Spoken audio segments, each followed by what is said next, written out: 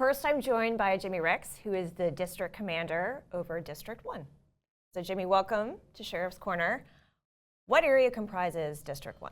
So District 1 to the north is Trout River, and then all the way to the south to University Boulevard.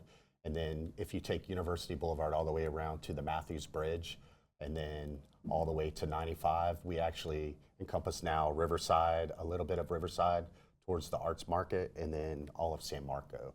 So that's something that's new for our district, that area, but it basically gets the Main Street Bridge, the Acosta Bridge, Forlorn Bridge, and the Matthews and the Hart. So we have all the bridges. You got all the bridges. We're proud of the bridges. Yes, ma'am. So Jimmy, I want to talk a little bit about your upbringing. You're one of our district commanders that grew up essentially in the Jacksonville area, correct? Yes, ma'am. Where did you grow up? I at first was born and raised in Green Cove Springs, and then later, when I was about 7, 8 years old, we moved to the Arlington area, basically all the way through high school. I lived in the Arlington area in that district, and currently I live in the Mandarin area. Where did you attend high school? I attended high school at a University Christian my junior and senior year, and prior to that I was at Jerry Parker, like I said, over in that Arlington area. And I just went to University Christian to play basketball and had a good opportunity, and it was really a nice high school to go to. So my understanding is you're quite the basketball player. I would say quite the basketball. I just love basketball. Yes. Sheriff Waters said you were a baller. Okay. That's what he told me, at least. So right, well, I appreciate that. Did you guys played together, yes, correct? Yes, we did. Yes. Did you end up playing in high school? I did. I played high school my junior and senior year, visited a few colleges, ended up spraining my ankle really bad, and when I came back from a few college visits to Christian colleges, I ended up having to have surgery, and then I was out for a year and really just never tried to go and further my career playing basketball. So, where did you attend college? I went to FSCJ, first non-degree seeking, thinking that I would go play basketball, and then after that I got an AA degree with FSCJ. And then I went to Edward Waters College once I was hired with Jacksonville Sheriff's Office. Edward Waters College has a climb program, and we were able to do that while at work. It took a year to get my degree, a business degree.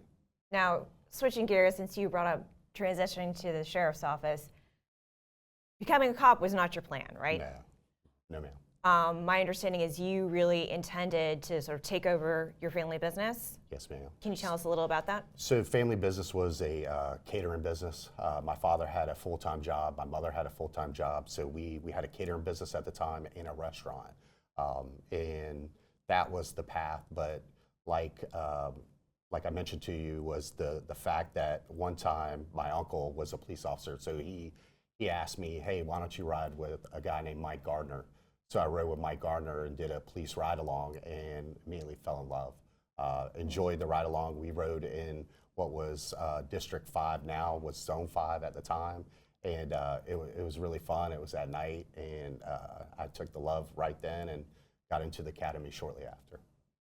That's sort of a plug to our viewers to go do a ride-along. It can be literally life-changing, right? Absolutely. You've had a lot of different jobs at the Sheriff's Office. It's been a long career for you. Yes, ma'am. What has been your favorite position? So the Police Athletic League, I was a sergeant at the Police Athletic League back in 2006 and 2007. Being in the enforcement side for so long before I made sergeant, and then having the opportunity to work there, it was really great. And again, having that passion for sports. Mm-hmm. Our Police Athletic League program has grown really well through the years, and it's been fun to watch that. But what's been great about it is you always use the sports as the hook. Mm-hmm. Education is really the key, and we try to get as much tutoring and training, and then outreach, having the police officers there, and they're in that good environment.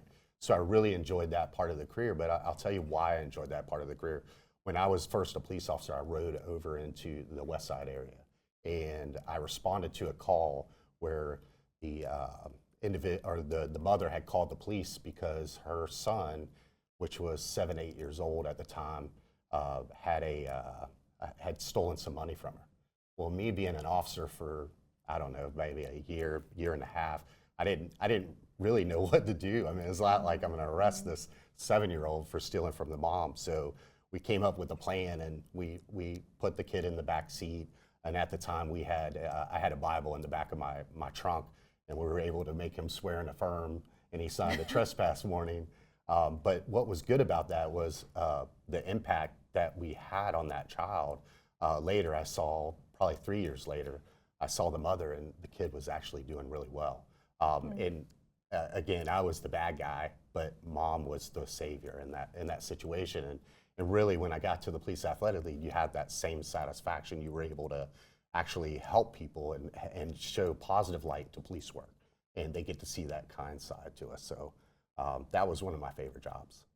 And I think it's sort of an interesting life continuity for you that you used something that was so important to you as a child, sports, right? Yes. That gave meaning to your education and your growth and then Absolutely. your career. Yes.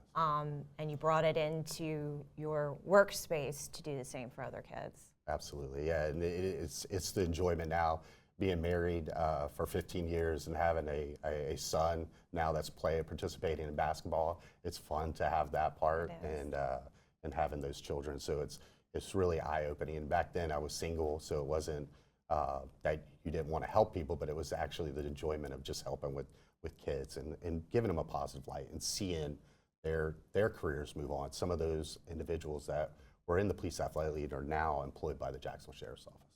That's great. Thank you so much, Jimmy. Appreciate your time. All right, thank you.